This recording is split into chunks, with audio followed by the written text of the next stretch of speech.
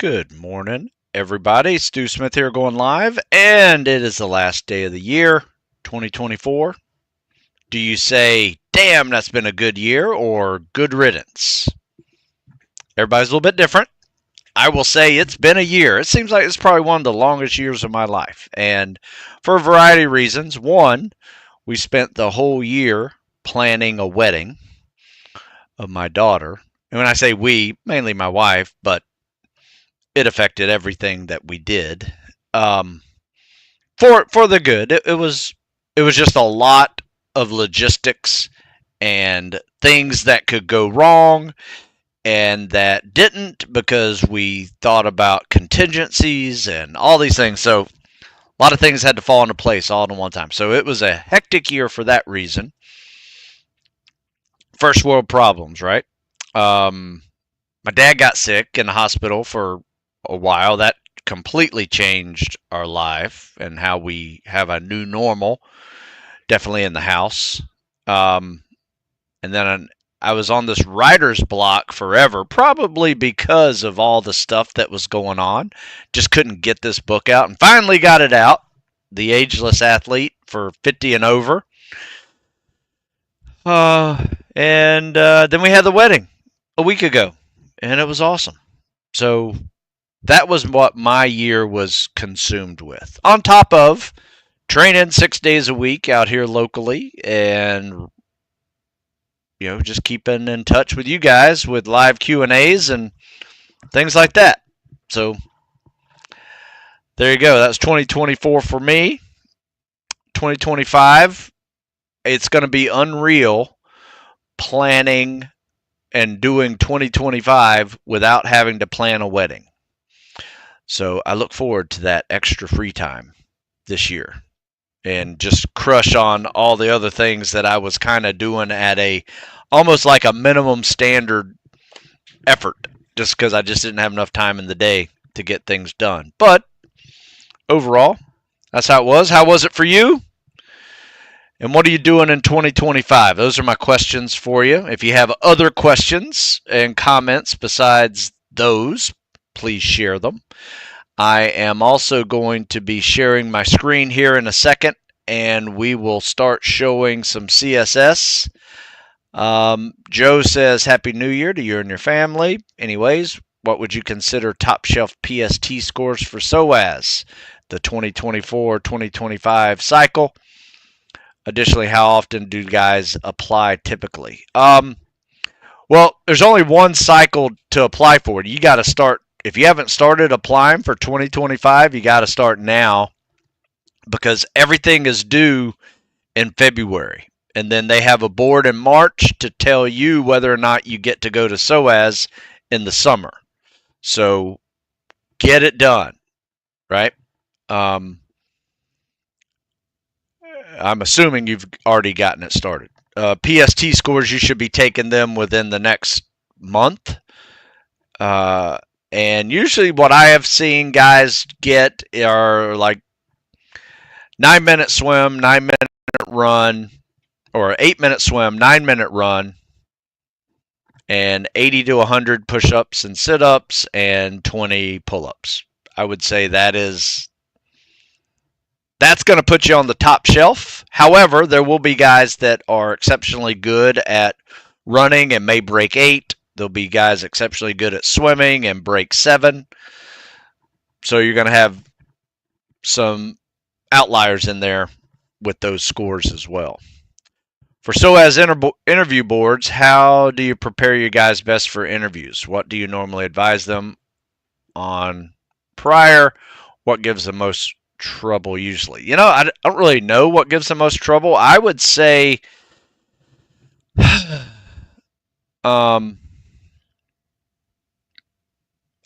be able to publicly speak. So practice public speaking. And in fact, have somebody give you a topic and take 5 minutes to prepare yourself and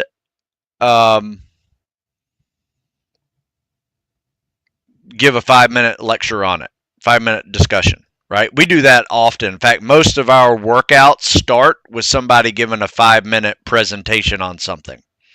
Could be a fallen military member, Congressional Medal of Honor recipient, could be a pro or con discussion, could be a little bit of history about their family, whatever, right? Um, so we do that quite often. And then read a couple books and be able to speak about that book, because they may ask you, hey, what books have you read lately? And be able to answer that question. Doesn't have to be a SEAL book, but it could be. If you want a good SEAL book to read, where is mine? Not my book, but By Water Beneath the Wall, Ben Milligan. Highly recommend it. I'll write it down in here. By Water Beneath the Wall, Ben Milligan. In fact, you can follow him on Instagram. He's got a really good history. It's a history book of SEALs and all special ops for that matter. Highly recommend getting that book. It is by far, I would say today, it's probably one of my favorite books about military history for sure. Somebody says at 5'6", will I have an advantage at 145? Have an advantage in buds? Yes and no. Everybody has advantages and disadvantages for their athletic history and size. I would say your advantage at that weight and size would be running and obstacle courses and calisthenics will be easy. However, getting under a boat and under a log for extended periods of time will really suck if you don't have some form of history of strength to so you don't break under that load, because it's going to be heavy. And rucking as well.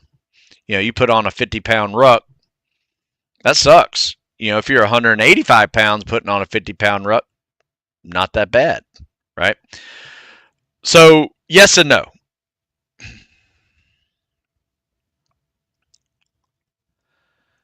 Let's see. Anton, do you think Donald Trump is doing the right thing by refusing to allow gay people to serve in the Army? Is that what he's doing? I haven't seen that. One, he's not president yet. He may be talking about it, but I don't think that's going to happen. I mean, it's gay people have been serving in the military long before there was Donald Trump. And there used to be Don't Ask, Don't Tell, which that got turned over. But they were not allowed to be in the military, but they were. You know, so I'm not sure. I don't really get involved with politics, especially on an open format, just because it's futile discussion most of the time. I'd rather just be a coach. So there you go. So let's change topics here and show a video. How about that? All right, so I'm going to share this video of someone swimming, and let's critique it. You guys can see that. Let's go. Kick off the wall. Now, I will say, great streamline. Not board shorts, but wearing some jammers. This is going to really help him with his glide time and speed. Check it out. Let's see what he does here during the glide. Dolphin kick, dolphin kick. Yeah, just do one of those. I don't think two's helping you, but just do one. Double arm pull looks good. Transitions out, clean. Top arm, bottom arm. Kick and glide. There's a little bit of a delay here between this, if you notice this right here. Between this top arm and bottom arm, there's kind of a glide here, which nothing wrong with it necessarily, but you have a really big bottom arm pull, which I think is causing you to over rotate. Like, there's no need to rotate any more than you are right now, and your face and lips will come out of the water. But notice what happens when you pull that bottom arm. This giant bottom arm pull puts you almost on your back, right? That's just awkward. And then you have this little weird leg kick here, which you're kicking backwards to go forwards, which I think is messing up your glide a little bit. Got a good kick. I just think you wind it up weird. All right, let's see it on this side. Maybe I can show you a little bit better on that kick. Good, a little bit too deep on that. Top arm, bottom arm. Yeah, watch this kick. See how I kind of wind it up a little bit and like, I mean, it's really, let me see if I can stop it. Not bad there, but you can see it was a little bit behind you. You know, instead of taking it back so far, just bring it straight up and kick from there. Like this, right? Like there. I mean, just bring your knee a little more forward, and so this back leg's not interfering with your streamline there. And notice the glide whenever you roll over. Like I shouldn't be able to see your nipples on your backside, right? So you're over rotating. But I will say this, that's not a bad score. I mean, figure you did 2, you left on 3, this is a 50, and you got back 1 before, so it's like a 50-second 50. So that, you know, overall, it's really good. I just think you could save yourself some effort on the overglide. All right, every now and then I have to throw a swimmer in here. Sorry, not the overglide, the over rotation. This is what a swimmer looks like doing the CSS. We had a swimmer in the other day, and I just missed him, but he did a 506 minutes, and then he continued that same workout, and he wound up doing 1,518 minutes. So there are people who can swim unbelievably fast, but, you know, in fairness, he kind of sucks at running and push-ups. He can pull and he can swim, but he's got a weakness that goes with it. Water is not one of them. But anyway, he looks like this guy when he swims. Collegiate swimmer, double arm pull. Look at that. I mean, he's like halfway across the pool right now. Come on, get your hand out of the way. What are you doing? Top arm, bottom arm. Like, no, okay. Notice his bottom arm pull compared to that last guy's bottom arm pull. That last guy's bottom arm pull was so big it was rotating him backwards. Notice how small his breaststroke skull is. Just watch the bottom arm here. Top arm, bottom arm. It is simply one of these numbers. Don't really need it, because that top arm's killer. Now, he could glide a little more. You know, I'm rarely going to critique a collegiate swimmer on his swimming, but the thing about this stroke is you want to glide in this position, not the single hand glide position. And you want to glide every stroke just a little more.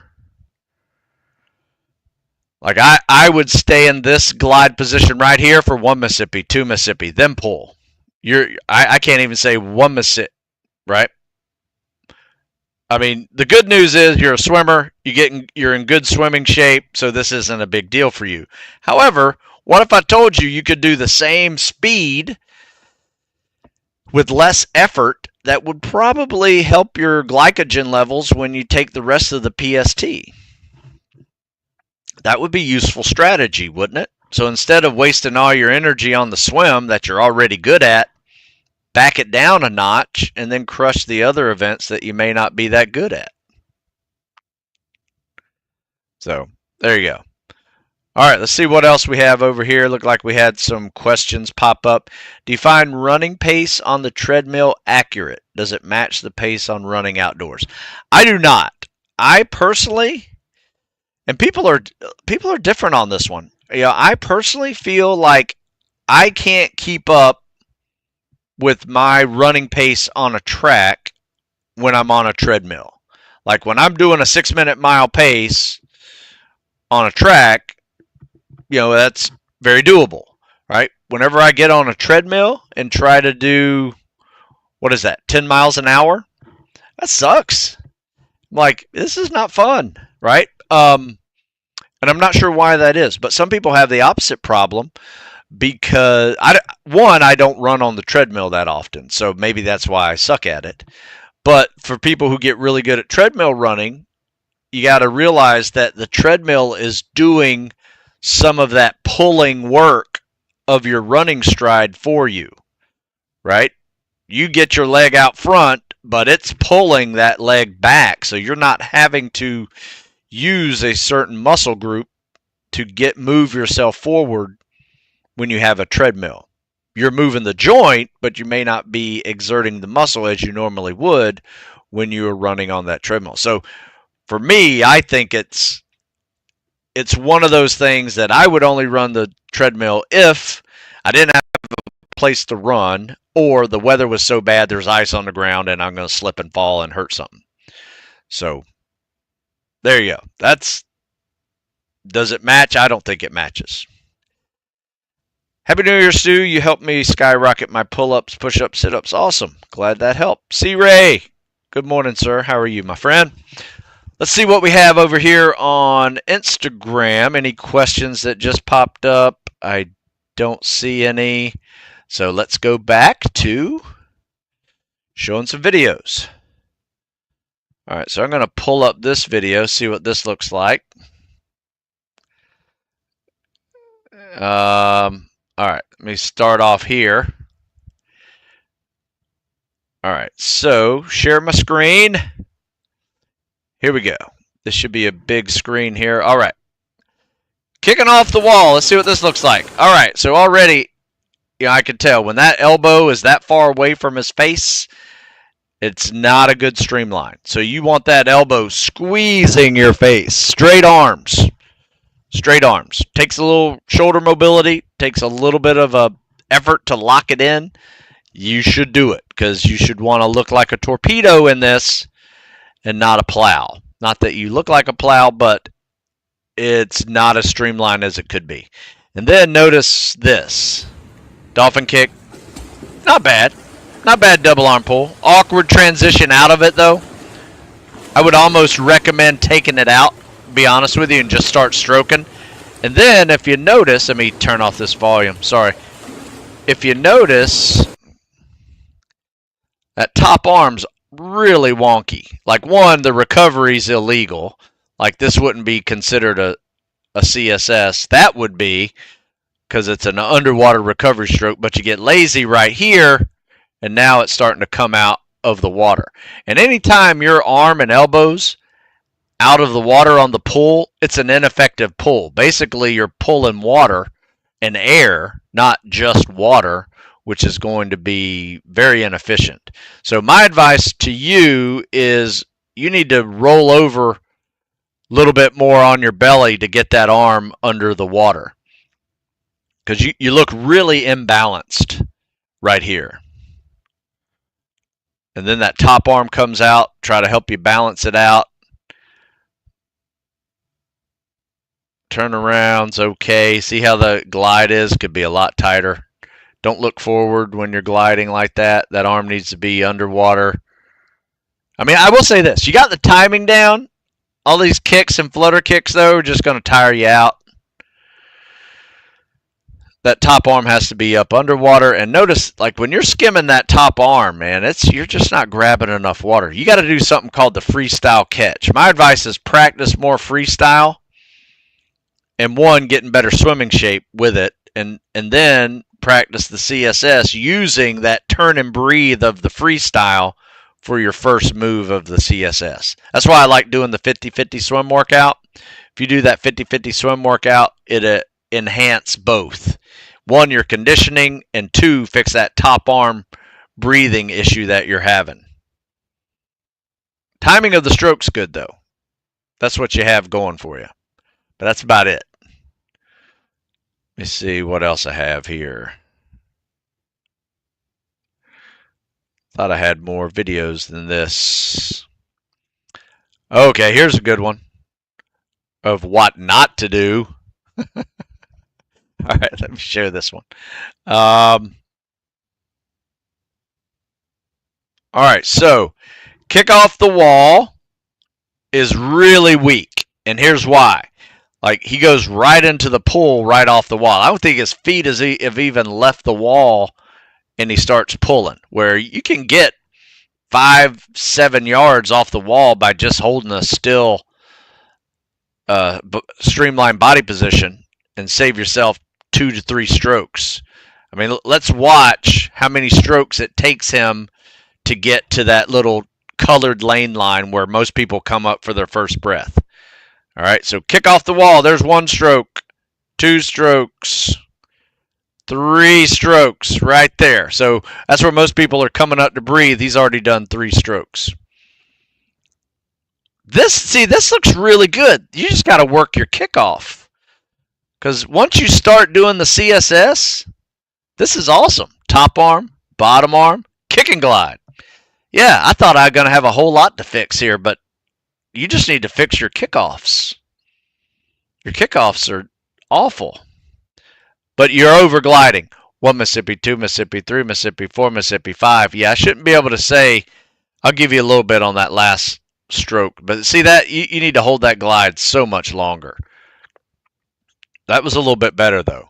Top arm, bottom arm, 1 Mississippi, 2 Mississippi, 3 Mississippi, 4 Mississippi, 5. Yeah, you should be pulling on 3. Let me show you where you should be pulling. 1 Mississippi, 2 Mississippi, pull.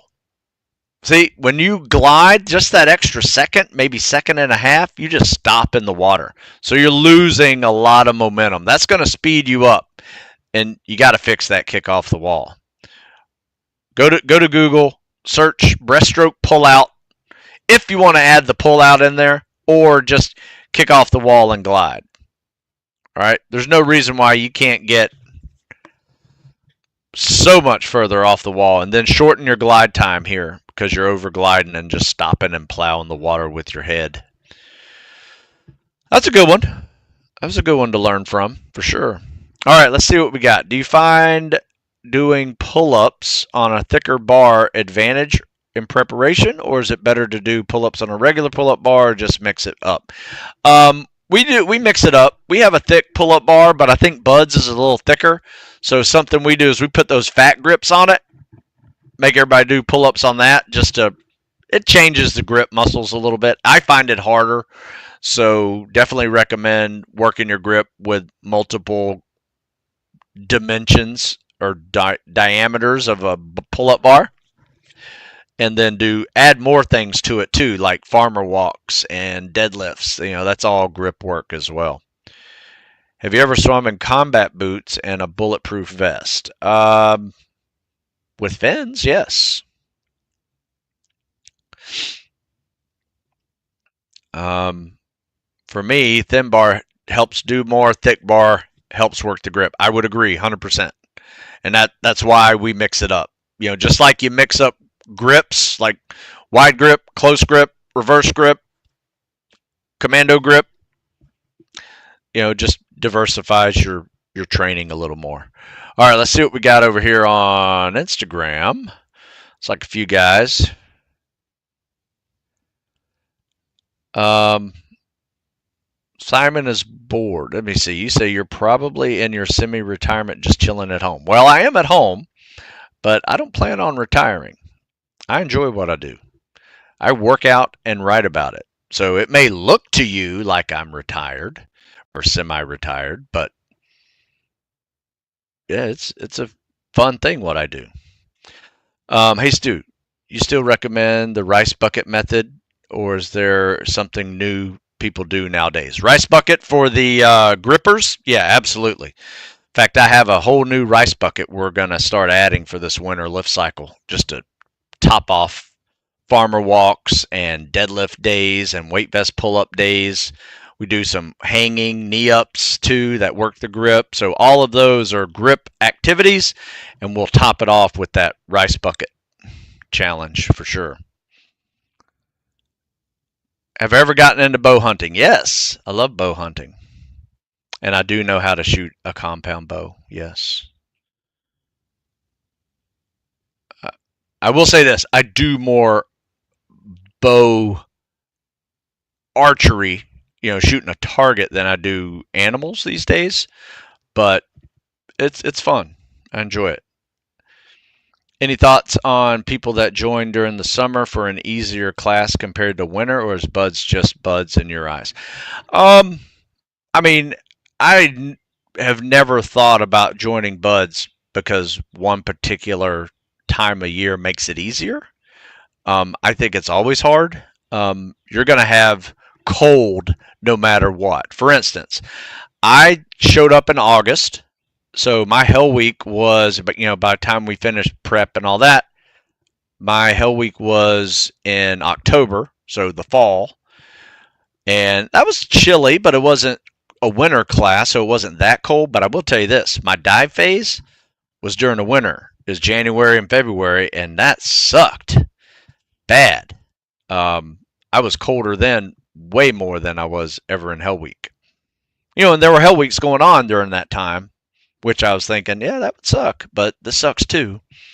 So I think if you're trying to get around being cold, my advice is look for another job that keeps you dry, right? If that's your reason for that, and something a little warmer.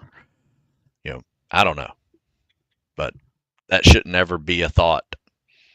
I will say this though, if you're susceptible to injuries, and summer, I will say this, they tend to run you more, and a lot of the summer guys are a lot swollen after the hell weeks, and then the winter guys, they don't run them more, they just put them in the cold. That seems to do the trick for most attrition and testing of your will, but no one's swollen at the end of hell week in the winter, because it's a nice anti-inflammatory process of being cold. So both have advantages and disadvantages.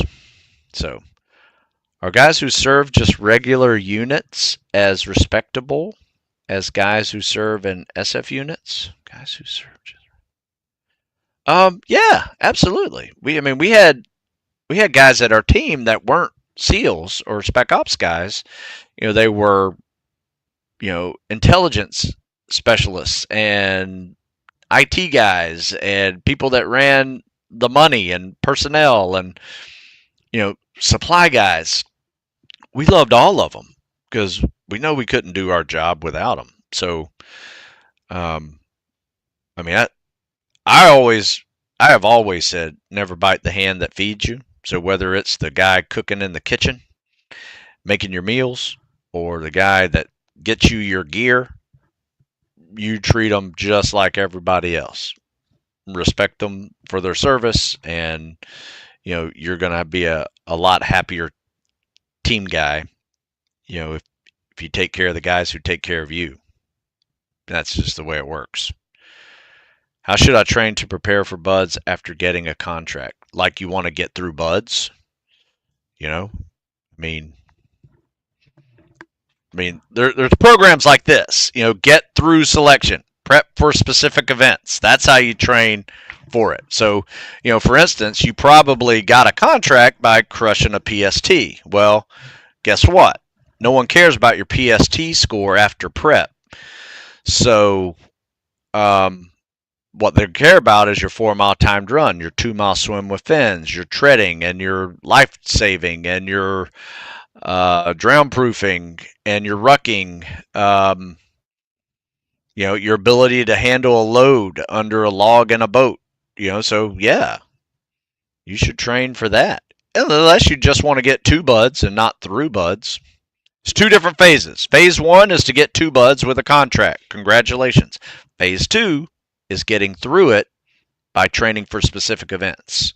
You don't do that, you're leaving a weakness exposed, and I promise you, weaknesses will be discovered real quick by you and others in your boat crew, as well as instructors. So be prepared for what's coming. Oh, let's see if I have any other. I might have another video to find here. Let's see here. Did that one. I think I have one that turns sideways. How many have I shown you guys already? 3, 4. All right. So this one's a little bit awkward because it's sideways. So let me just share it. You guys turn your head and we'll discuss this one. So I'm looking sideways at this guy. Top arm, bottom arm, kick. This is good. Top arm, bottom arm, kick. 1 Mississippi 2. You could hold the glide a little longer. You get a little extra glide there for a second. And notice that top arm's not so big that it over rotates you. So compared to that first one we just noticed, this one's pretty good. Oh, and he skips the pullout too. So you don't have to do a breaststroke pullout if you don't want to. Did you skip it this first time? Yep, you skipped it the first time too. Let's see what this looks like from the backside.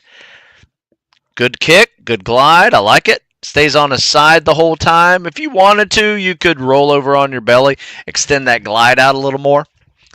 Get your shoulder underwater just to take out any surface tension holding you back.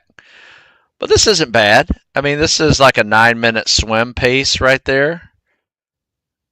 Yeah, so about a 9-minute swim pace, maybe a little faster because you took a few seconds to kick off the wall. So overall, not bad. I think I'm done with videos. I might have a couple of new ones that I downloaded. Let's see. Yeah, I do. I'll show this one too. Just make sure the all right, hang on a second. Volume's down.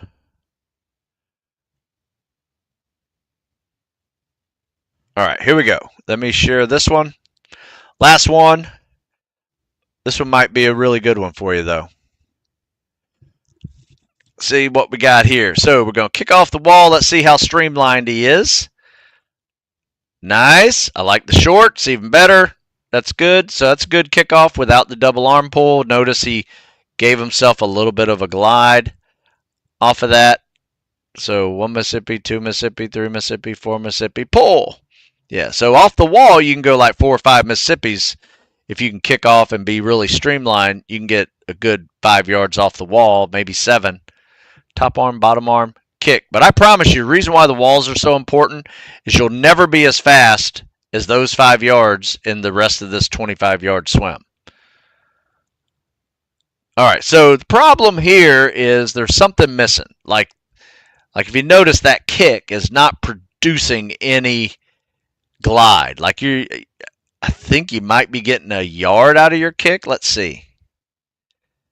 Yeah, you might be getting a yard where you should be able to get at least a body length out of an extended body length, like from hand tip to foot overhanded. So 7, 8 feet maybe is typical with a good kick. So we need to do something called fix your kick. Top arm, bottom arm pull looks good. Yeah, we just got to fix your kick. That was a long swim. That's like over a minute long to get 50 meters. So, yeah, there's an article called CSS Help Fix Your Kick. Read that, and that'll give you a little workout in there too to make it better. So let's see here. How should I train to prepare? Oh, I already answered that question. No other questions. Cool. Send some questions because I'm about to write an article on, I think, somebody who sent me a question yesterday. I'm going to write an article on it. And it is about when I do longer workouts that include running and calisthenics followed by swimming, I get tired, find myself unable to finish the swim, or swim well if I do. Do you recommend snacking prior to swimming as it feels like I'm running out of gas, or just doing the swim later in the day? So, yes and yes. I recommend if you're doing a long workout, any workout over an hour, you need to prepare yourself for some kind of carbohydrate replacement, electrolyte replacement if you're sweating, and definitely water replacement just to stay hydrated. And that will help how you feel when you extend the workout for a second, maybe even third hour. But here's the deal. If you're preparing for Spec Ops, and I say this all the time, there is no 30-minute gym workout that will prepare you for Spec Ops training. You need to put in your time. Depending on what Spec Ops that is, that may mean a lot more running and rucking.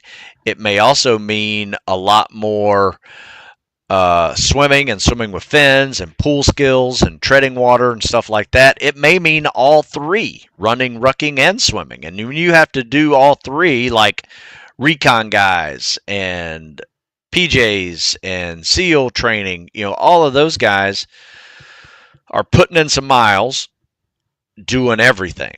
So it's like a Spec Ops triathlon every week, pretty much, of run, ruck, swim, added to your normal weightlift workout or your calisthenics workout, or a mix of both. So depending on what cycle you're in, that can differ from time to time, but you got to put in the time.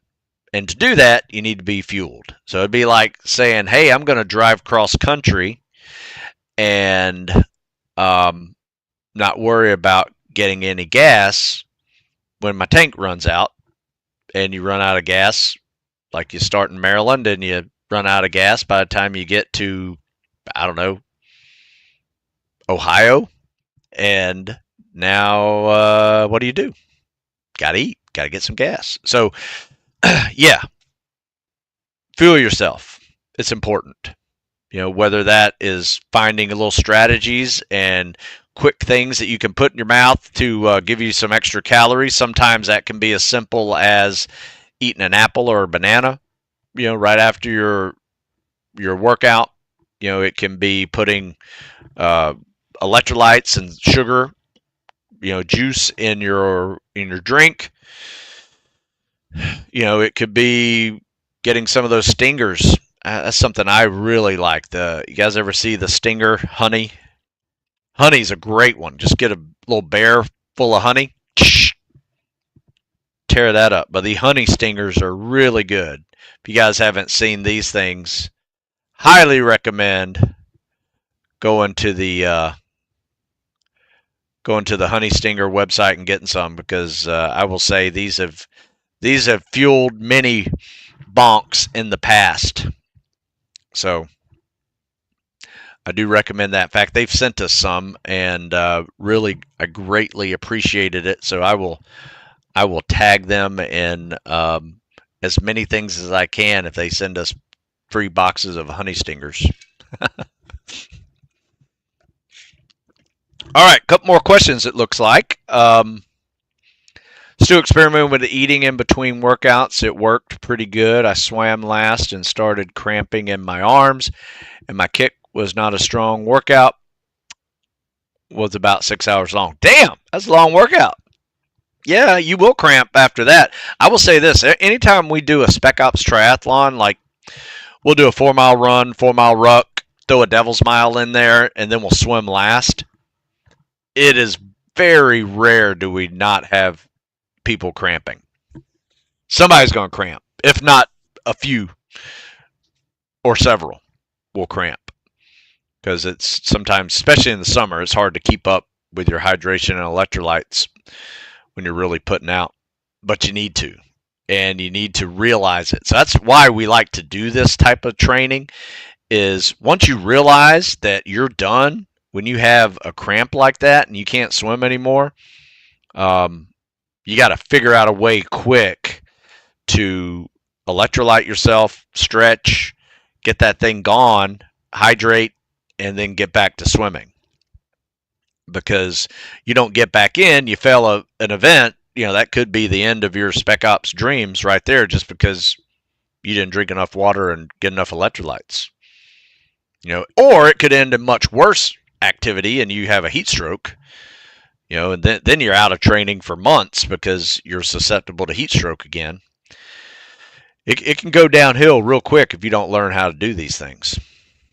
Do you recommend rucking with a weighted vest or an actual ruck, and how much should you start with week to week? Good question. I've written a couple times about it. I personally, since I'm not doing rucking tests anymore, I ruck with a weight vest just because it is equally balanced, and my 55-year-old hips appreciate that, and lower back. However, for the younger guys, they start off with a ruck. Some guys might forget a ruck and use a weight vest every now and then, but we'll typically use 40 to 50 pounds as the zone. But if you want a safer number, my advice would be maybe 25% of your body weight goes in a backpack first. If you're just getting started. So if you're a 200-pound dude, 25%, that's 40 pounds. But you're 150, it's a little bit lighter. Probably going to be, I don't know, 30, 25, 30.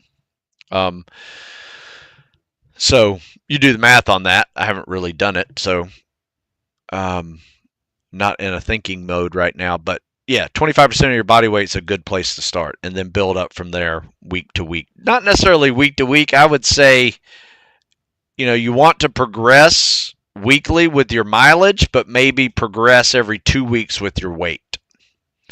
And you'll find that's a logical progression. Also, with the 400 meter at goal pace, not able to run less than 145. That's a 7-minute mile. Any thoughts on how to progress to a 130 or less? No, you just got to keep doing it.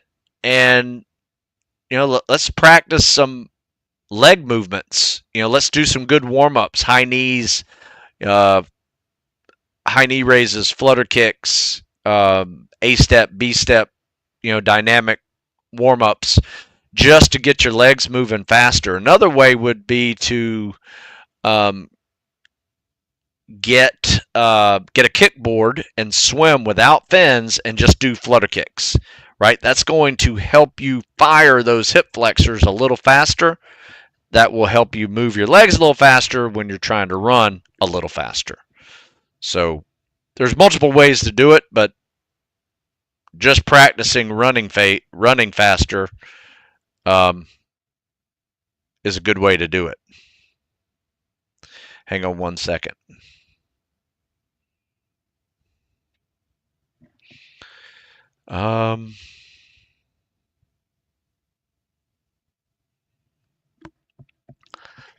Sorry, I had to pass something on, but I think I need to go finish this article, get it done before the new year. Let me see. Where's my Instagram, folks? Assuming you have a good PST, what other metrics would point to someone being ready for buds and ready to ship? I actually have an assessment that is a much more than just PST, and it's a good article. It's called Fitness Assessment Tools for To and Through Special Ops.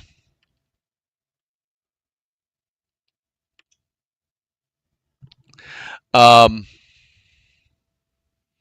it has things on here like 4-mile timed runs, 1 mile, 2 mile swims with fins, treading water, no hands, treading water, no hands with fins, 10 pounds in your hands, weight vest pull-ups, body weight bench, max reps, standing long jump, squats, 1.5 times body weight, 5 reps or more. If you can get 2 times body weight, that's above average. Lunges, can you chest carry 40 pounds for 400 meters? Grip test, hang from pull-up bar for a minute, farmer walk 400 meters with 2 50-pound dumbbells. You can rest it as needed, but try to rest as little as you can. Rucking, 10 to 12-minute mile pace, 40, 50 pounds. Yeah, check this out. It's a whole laundry list of stuff. And if you just look up physical assessment tools for To and Through selection, that'll give you a good idea of what my guys were able to do. And they made it through various selections from Recon, Ranger, SF, SEALs. These were those numbers that they had before they left. And not everybody did, and they still made it. So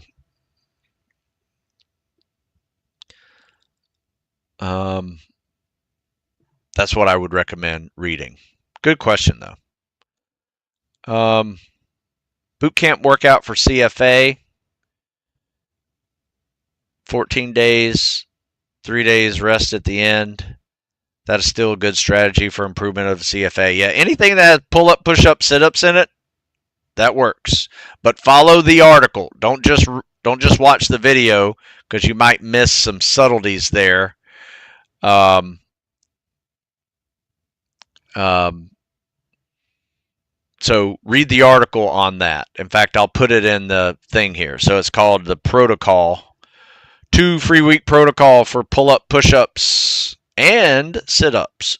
So read this. It'll give you the details of how to run it. It's in the comment section over here on Instagram and YouTube.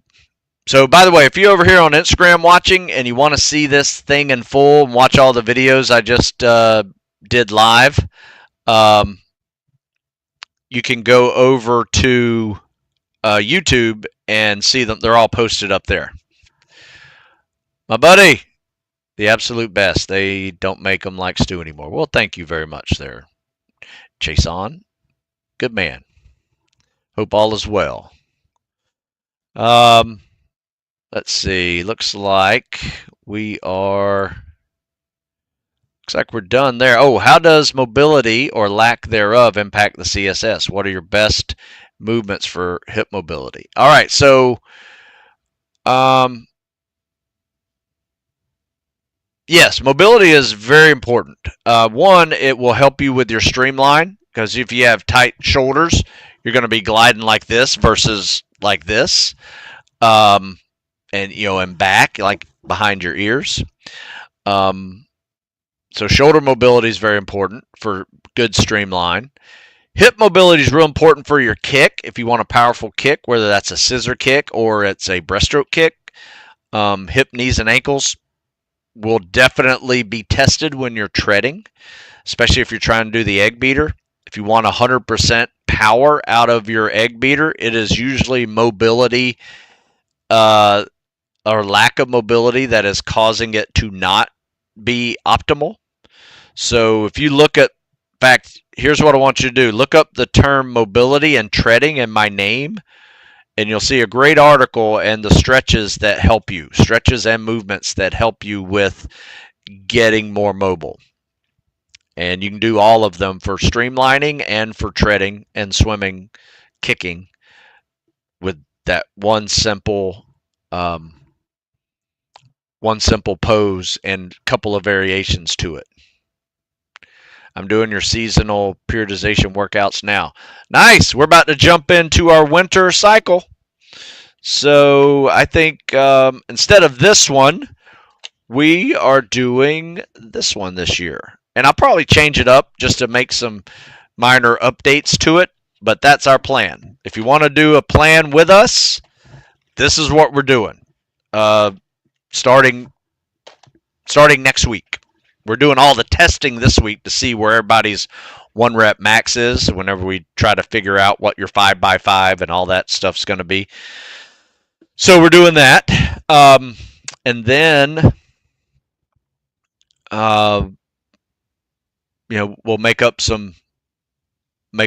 probably a new cycle for the spring. I think I'm due for a new training program, but another logical next step is this one, spring calisthenics cardio running progression, and it takes you from where you are now, and we transition out of lifting, adding weight vests, things like that, adding more reps, adding more miles progressively each week, and it's a great way to go into the summer and kick it hard with a really tough calisthenics and cardio cycle.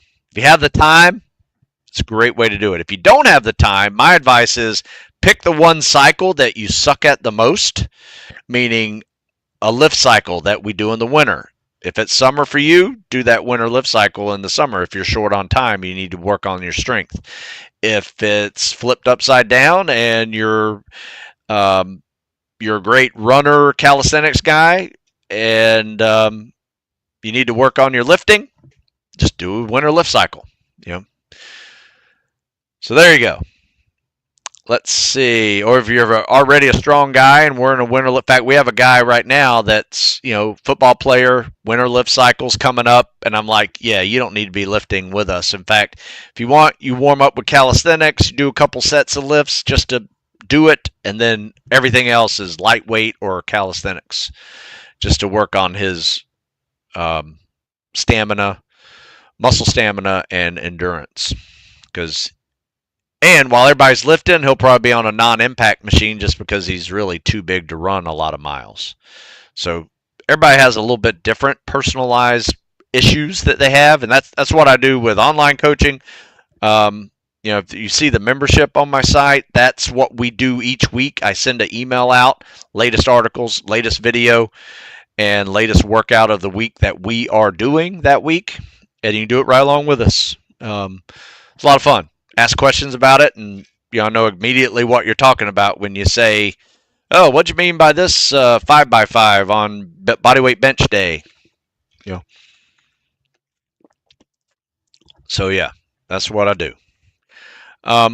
Thoughts on going through buds at 30? How one adapt to the culture? No, you'll just be more mature, and a lot of things won't get to you like they would a teenager. So I don't think there's adapting to a culture. I mean, everybody has to adapt to a culture when you're there.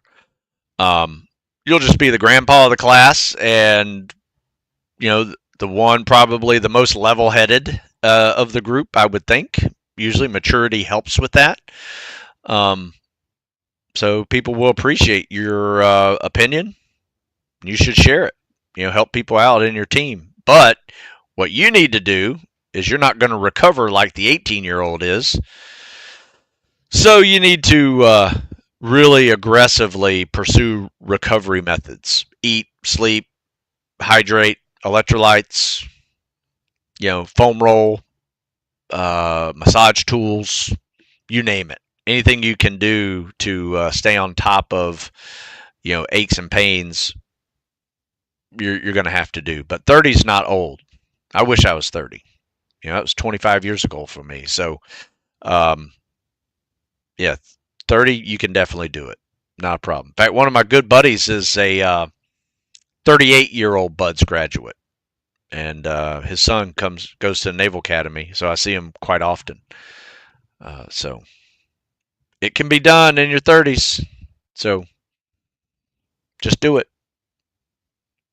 All right, folks, I'm going to go. I appreciate your time. If you want to see this whole video, if you're just joining in, I keep it over here on YouTube. And I also put all the links to the articles I'm talking about in the comments section.